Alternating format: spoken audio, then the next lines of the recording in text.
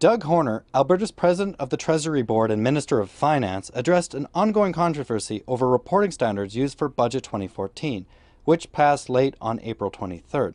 He said in a press conference at the Alberta Legislature on Thursday that it makes sense that the budget should be reported in the same way municipalities report their budgets. The confusion, and I think the Auditor General shares this with me, is are the numbers going to change if you change the format?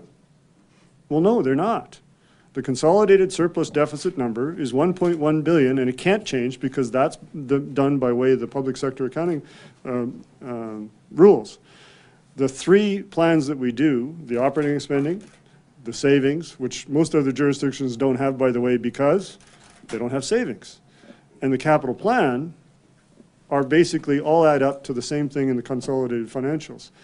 If you look at municipalities as an example, they do it exactly the same way. They separate out their operating from their capital.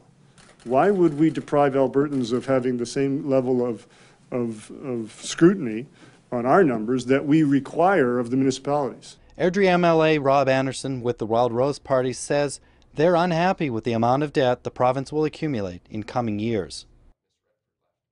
Budget that breaks a whole lot of promises. Number one, of course, is not going into debt. And we've just passed a budget that will see us go into debt to the tune of $21 billion by the next election.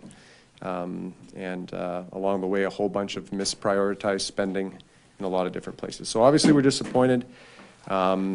We've been fighting against this budget and this debt financing for a long time. But, you know, I guess we'll have to see what the new PC leader has to say about it. The other question in the air was whether Horner will run for the Progressive Conservative leadership, especially after he revealed that he spoke to possible candidate Jim Prentice at former federal finance minister Jim Flaherty's funeral in Toronto on April 16th. I've said in the past that, and I've said it to others, that, this is more of a party thing than it is, I guess, the government policy, but whoever our next leader is going to have to be able to bring caucus together as a team, look at all of the decisions we make through the lens of the values and principles of our party, and bring the party caucus and that decision process and matrix together.